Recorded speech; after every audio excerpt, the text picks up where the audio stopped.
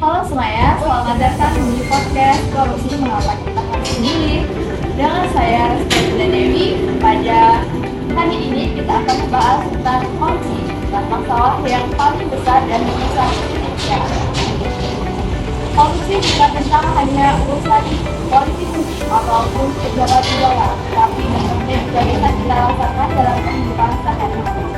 Contohnya pada kualitas pendidikan, pelayanan kesehatan, dan juga pada harga barang kebutuhan pokok hingga peluang pekerjaan.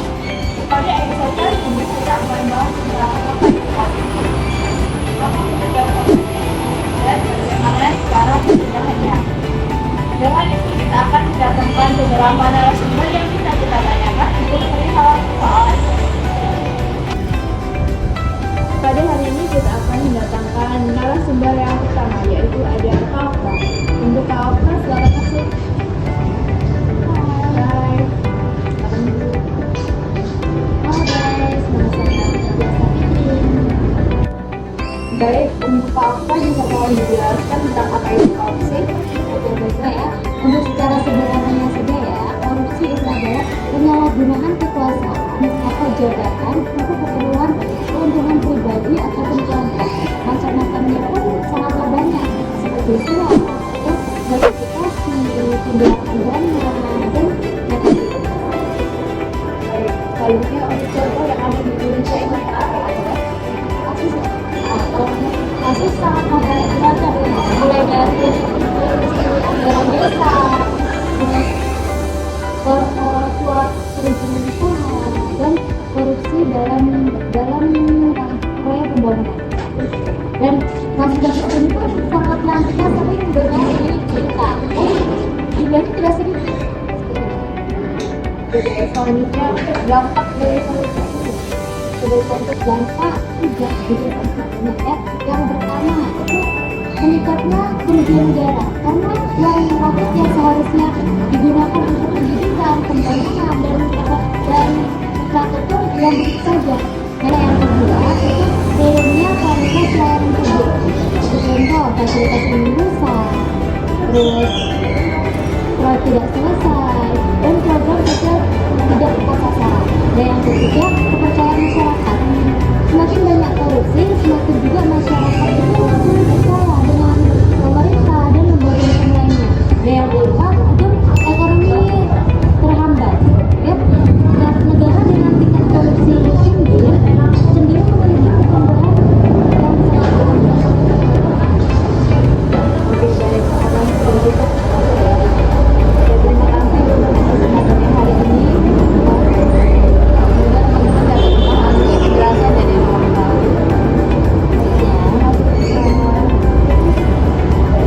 Baiklah teman-teman, untuk kali ini kita akan mendatangkan narasumber yang kedua kita, yaitu ada Kak Vina Lafiani.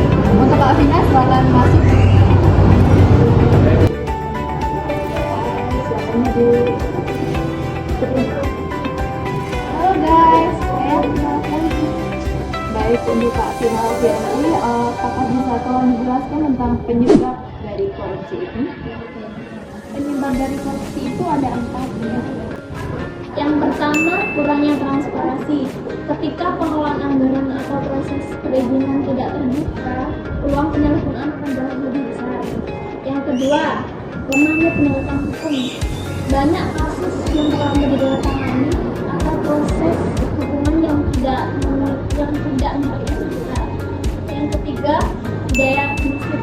Ada anggapan ya kalau untung ambil saja. Budaya kemudian menjadi kepada pemerintah harus kecil bisa menjadi peluang untuk korupsi lebih banyak. Keempat, kesempatan bertemu dengan kekuasaan.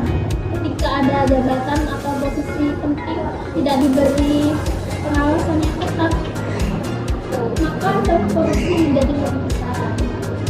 Oke, selanjutnya apa peran kita dan pemerintah? Kalau pemerintah berperan melalui transparansi digitalisasi publik atau pengawasan.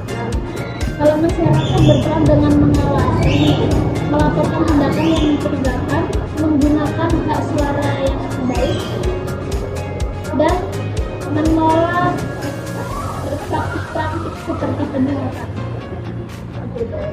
Terima kasih untuk Kak Abbas sudah memahami tentang itu Pak bagian peran kita dan pemerintah.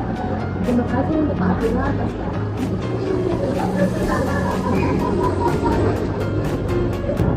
Oke, baik teman-teman, kita masih ada 2 narasumber lagi. Yang selanjutnya kita akan mendatangkan narasumber yang ketiga, yaitu ada Kak Odi. Untuk Kak Odi, silakan masuk. Hai. Kenalkan, nama saya Abdul Syamasa. Baik, untuk Kak Obi, kira-kira bisa dijelaskan untuk teman-teman apa upaya yang kita bisa lakukan untuk mencegah korupsi? Baik, terima kasih saya boleh jawab sebenarnya. Yang pertama ada pembentukan dan penguatan lembaga anti korupsi, misalnya KPK yang bertugas melakukan penyelidikan, pencegahan, dan pendidikan publik anti korupsi. Lalu yang nomor 2 ada digitalisasi pelayanan publik, sepertinya branding, KTP, dan layanan online lainnya. Selanjutnya interaksi langsung tempat tentunya rawan suap. Lalu yang nomor 3 ada pendidikan anti korupsi di sekolah maupun di kampus. Ini bertujuan untuk membangun karakter anti korupsi di dini seperti surat, tanggung jawab, dan disiplin. Baik, yang terakhir yaitu nomor 4 ada partisipasi masyarakat.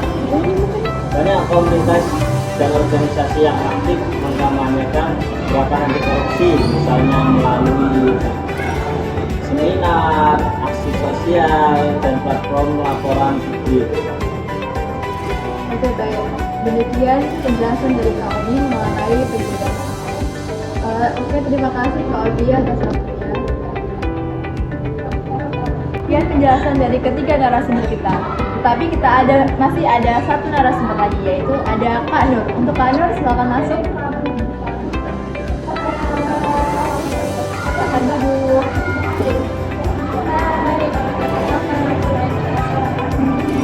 Oke teman-teman, untuk Kak Nur, kira-kira bisa dijelaskan tentang apa yang bisa kita lakukan sebagai individu terkait masalah korupsi?